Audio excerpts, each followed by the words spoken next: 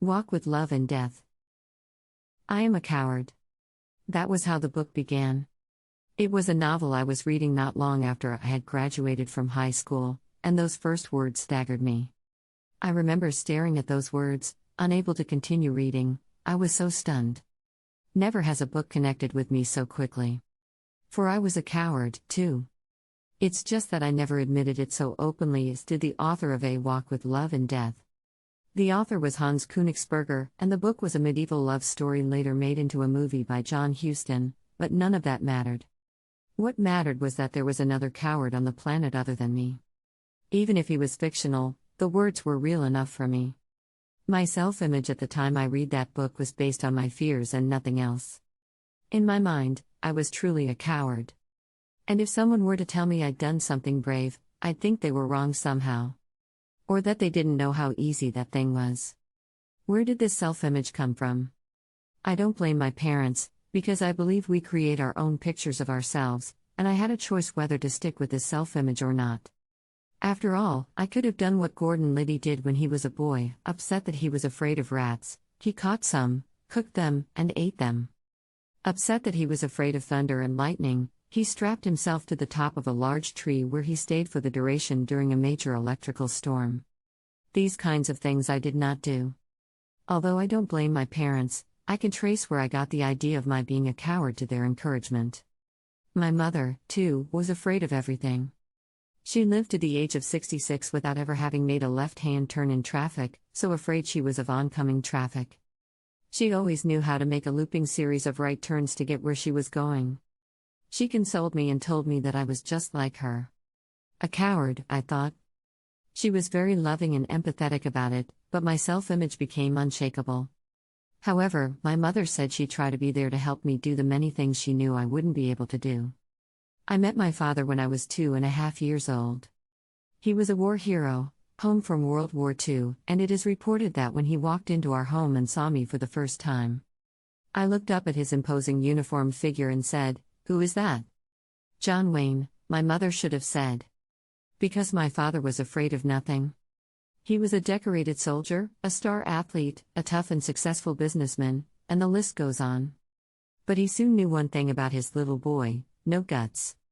And it was distressing to him. So, both parents and the child himself were all in agreement about it.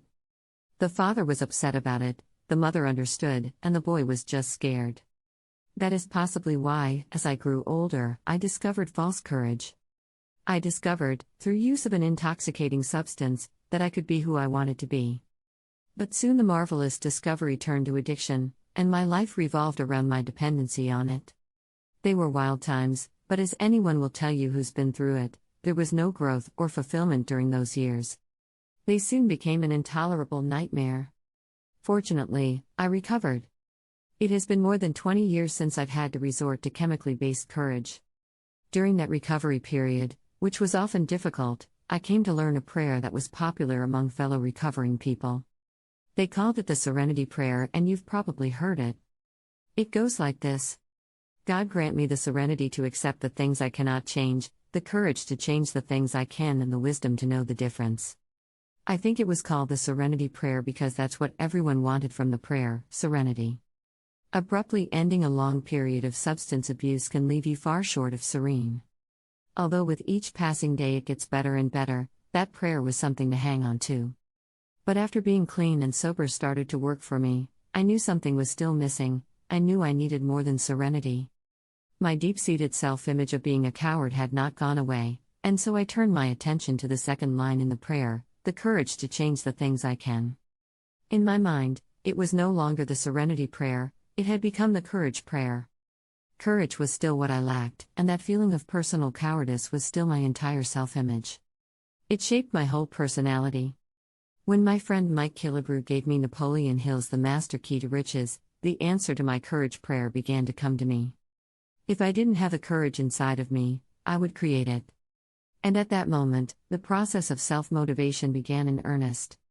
I could cite you many examples of the fears I had, but to illustrate how I overcame them, I'll use an example I referred to earlier, my fear of public speaking.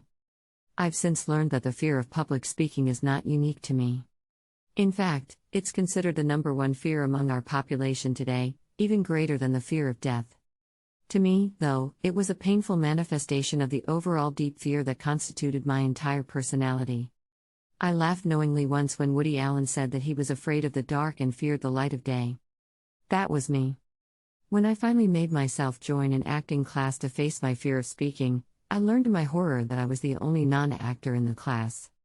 In our first session, led by the hugely talented actress and coach Judy Rollings, I listened as everyone in the class talked about all the recent stage productions they had been in. Judy gave us each a long monologue to learn and recite in the next session. Mine was from Spoon River Anthology, and my character was a judge who had been mocked as a young man, but rose to judge those in the community who used to make fun of him. It was a challenging piece, and I was terrified.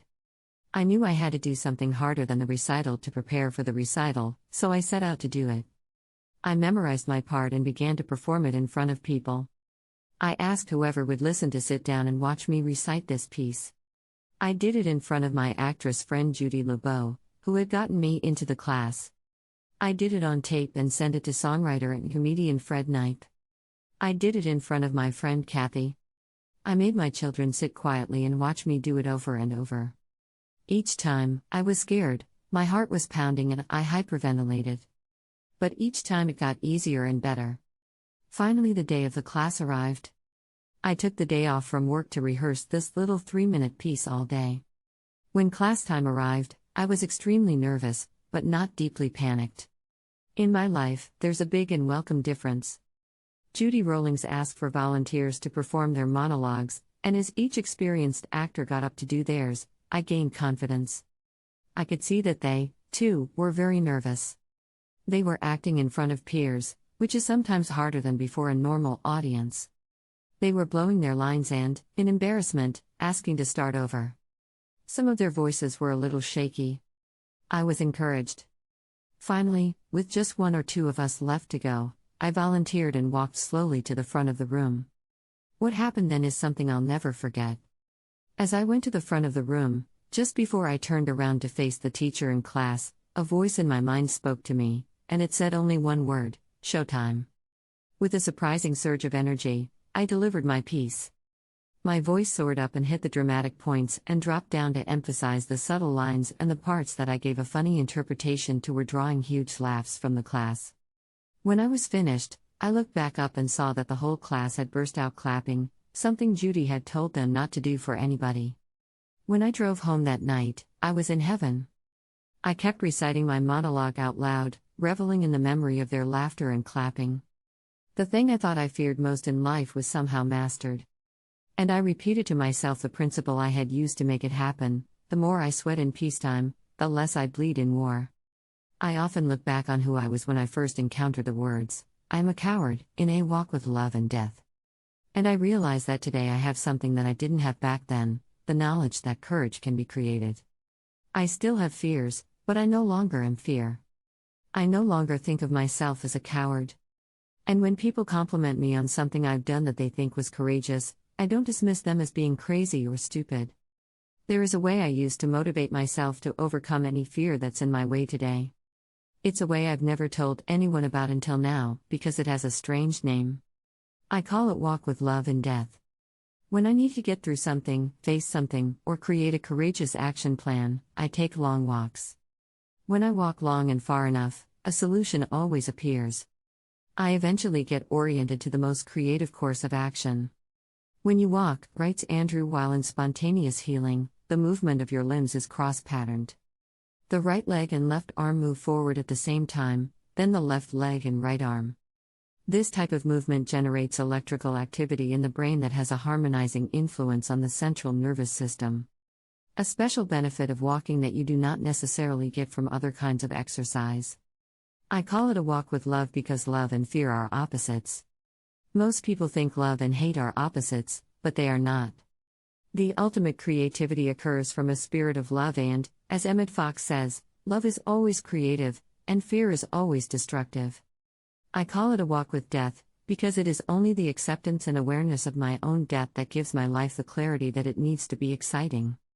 My walks often last a long time. Somehow, whatever challenge I'm facing appears to me from many different angles as I'm walking. I know that one of the real values is that while walking, I'm truly alone with myself. There are no phones to answer or people to talk to. I create so little of that kind of time in life that it's always surprising how beneficial it is. Take your own challenges out for a walk. Feel your self-motivation growing inside you, as the electricity in your brain starts to harmonize your central nervous system. You'll soon know for a fact that you have what it takes. You won't have to pray for the courage to change the things you can, you will already have it. Thanks for watching. Please like, share and subscribe.